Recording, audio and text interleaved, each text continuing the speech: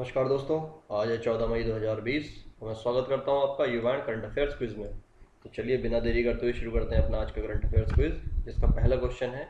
हाल ही में खेल मंत्रालय ने 54 राष्ट्रीय खेल महासंघ NSF को इस साल सितंबर तक मान्यता प्रदान की है, लेकिन निम्न में से कौन सा या से खेल संघ को मान्यता प्रदान नहीं की गई है। ऑप्शन देख लेते हैं। ए है अखिल भारतीय कैरम महासंघ, बी है भारतीय नौकायान महासंघ, सी है भारतीय स्कूल खेल मंत्रालय, या फिर डी है बी और सी दोनों। और दोस्तों इसका सही ऑप्शन है डी, बी और सी दोनों। मतलब क्या है कि भारतीय नौकायान महासंघ और भारतीय स्कूल खेल मंत्रालय को क्या है कि इसमें से मान्यता प्रदान नहीं की गई है। चलिए बढ़ते हैं अपने अगले प्रश्न की ओर, जो है पैरा ओलंपिक खेलों में पदक जीतने वाली पहली भारतीय महिला खिलाड़ी कौन है। दीपा मलिक ने सक्रिय खेल से संन्यास ले लिया है।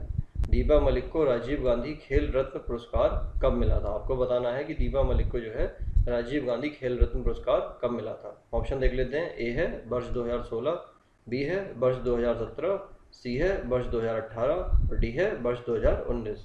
और दोस्तों इसका सही उत्तर है ऑप्शन डी, वर्ष 2019। देखिए, पैरा ओलंपिक खेलों में पदक जीतने वाली पहली भारतीय महिला खिलाड़ी दीपा मलिक ने सक्रिय खेलों से क्या है संन्यास ले लिया है, और उन्होंने यह फैसला इस साल के शुरुआत में भारतीय पैरा ओलंपिक समिति PCI का क्या है अध्यक्ष बनने से पहले ही कर लिया था। और दीपा मलिक ने क्या है कि इसकी आधिकारिक पुष्टि कब की थी, 11 मई को की थी। और दीपा मलिक जो हैं उनको क्या है कि 2019 को क्या है देश का सर्वोच्च खेल सम्मान राजीव गांधी खेल रत्न से क्या है इन्हें नवाजा गया था या इन्हें मिला था। चलिए बढ़ते हैं अगले प्रश्न की ओर, जो है हाल ही में बैंक ऑफ अमेरिका कौन सा है। बैंक ऑफ अमेरिका ने भारत की आर्थिक वृद्धि दर के अनुमान को घटाकर कितना कर दिया है। ऑप्शन देख लेते हैं। ए है 1.5%, बी है 0.5%, सी है 0.9%, डी है 1.2%। और दोस्तों इसका सही उत्तर है ऑप्शन बी, 0.5%। देखिए, बैंक ऑफ अमेरिका के विश्लेषकों ने एक रिपोर्ट जारी कर भारत का सकल घरेलू उत्पाद GDP के वृद्धि दर के अनुमान को कितना संशोधित करके कितना कर दिया है, 0.5% कर दिया है। चलिए बढ़ते हैं अगले प्रश्न की ओर, जो है हाल ही में सूर्य की घातक क्या है, सूर्य की घातक अल्ट्रावायलेट किरणों से बचाने वाली ओजोन परत का जो छेद जो कि आर्कटिक क्षेत्र के ऊपर बना था, वह पूरी तरह से क्या है बंद हो गया है। European centre for medium range weather forecast के कोपरनिक्स एटमॉस्फेरिक मॉनिटरिंग सर्विस, क्या फिर जिसे कहा जाता है कैम्स, CAMS भी कहा जाता है, ने इस बात की क्या है पुष्टि की है। आपको बताना है कि यह जो है कितनी रेंज की परिधि वाला क्षेत्र था। ऑप्शन देख लेते हैं। ए है 10 लाख वर्ग किलोमीटर, बी है 5 लाख वर्ग किलोमीटर, सी है 1 लाख वर्ग किलोमीटर और डी है 2 लाख वर्ग किलोमीटर। और दोस्तों इसका सही उत्तर है ऑप्शन ए, 10 लाख वर्ग किलोमीटर।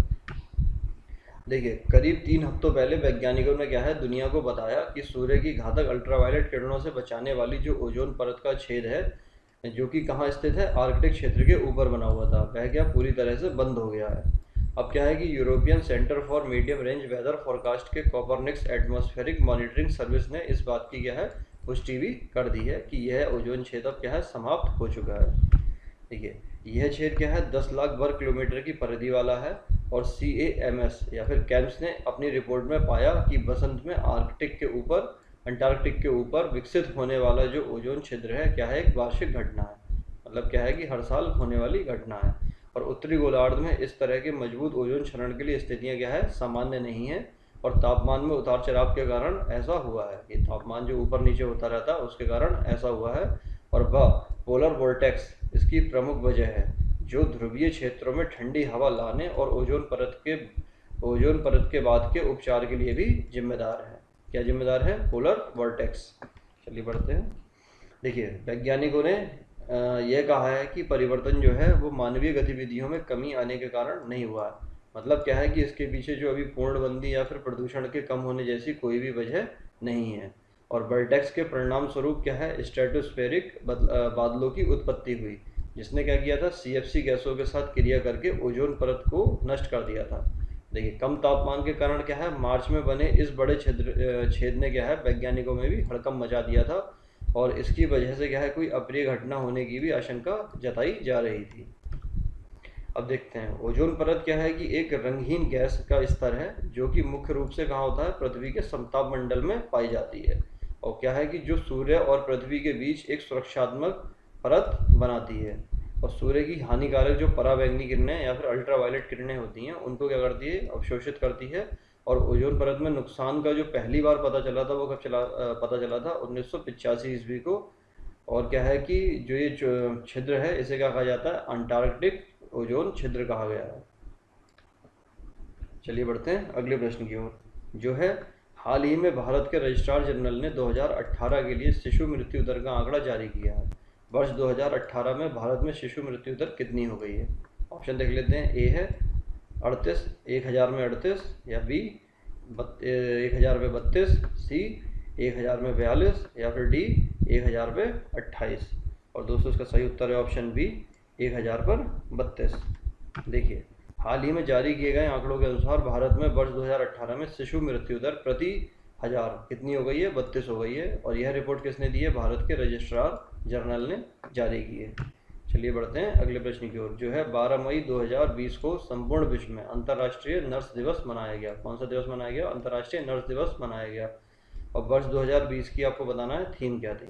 ऑप्शन देख लेते हैं। ए है nursing the world to health, B है नर्सिंग एंड हेल्थ, सी है नर्सिंग एंड ह्यूमन लाइफ, और डी है नर्सिंग इज बर्टिस। और देखिए और इसका सही उत्तर है A nursing the world to health. देखिए 12 मई को क्या है, संपूर्ण विश्व में अंतर्राष्ट्रीय नर्स दिवस के रूप में मनाया गया। और यह दिवस आधुनिक नर्सिंग की स्थापक कौन है, फ्लोरेंस नाइटिंगेल के जन्म दिवस के अवसर पर मनाया जाता है। और ये जो वर्ष 2020 है उसकी जो थीम है वो क्या थी, nursing the world to health. चलिए बढ़ते हैं अगले प्रश्न की ओर, जो है हाल ही में कौन से संस्थान के वैज्ञानिकों ने कोविड-19 महामारी परीक्षण हेतु कम लागत वाली पेपर स्ट्रिप टेस्ट तकनीक फेलुदा विकसित की है?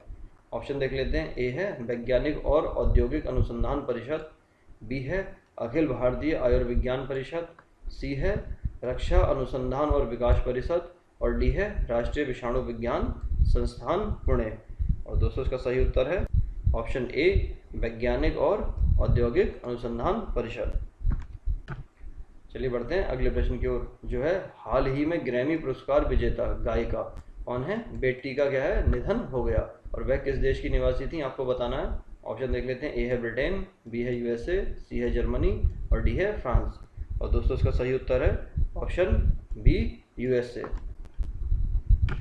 चलिए बढ़ते हैं अपने अगले प्रश्न की ओर, जो है हाल ही में ओमान की खाड़ी में चल रहे युद्धाभ्यास के दौरान क्या है, कौन से देश ने अपने ही नौसैनिक पोत पर मिसाइल दाग दी और जिसकी वजह से क्या है 19 नौसैनिकों की मृत्यु हो गई। ऑप्शन देख लेते हैं। ए है ईरान, बी है इराक, सी है सऊदी अरब, और डी है ओमान। और दोस्तों इसका सही उत्तर है ऑप्शन ए ईरान। चलिए बढ़ते हैं अगले प्रश्न की ओर, जो है हाल ही में भारत की कौन सी खिलाड़ी फेड कप हार्ट पुरस्कार जीतने वाली पहली महिला खिलाड़ी बन गई हैं। ऑप्शन देख लेते हैं। ए है साक्षी मलिक, बी है दीपा कर्माकर, सी है सानिया मिर्जा, और डी है पीवी सिंधु। और दोस्तों इसका सही उत्तर है ऑप्शन सी सानिया मिर्जा। देखिए टेनिस स्टार जो है सानिया मिर्जा वो क्या है फेड कप हार्ट पुरस्कार जीतने वाली कौन हो गई हैं, पहली भारतीय हो गई हैं, और जिन्हें यह पुरस्कार मां बनने के बाद कोर्ट पर सफल वापसी के लिए मिला है। चलिए बढ़ते हैं अगले प्रश्न की ओर, जो है हाल ही में चर्चा में रही कौन, सौम्या स्वामीनाथन का संबंध किस संस्थान से है। ऑप्शन देख लेते हैं। ए है विश्व बैंक, बी है अंतर्राष्ट्रीय मुद्रा कोष, सी है विश्व स्वास्थ्य संगठन, डी है विश्व व्यापार संगठन। और दोस्तों इसका सही उत्तर है ऑप्शन सी विश्व स्वास्थ्य संगठन। देखिए सौम्या स्वामीनाथन का संबंध किससे है, विश्व स्वास्थ्य संगठन से है। और क्या है सौम्या स्वामीनाथन विश्व स्वास्थ्य संगठन की कौन है, मुख्य वैज्ञानिक हैं।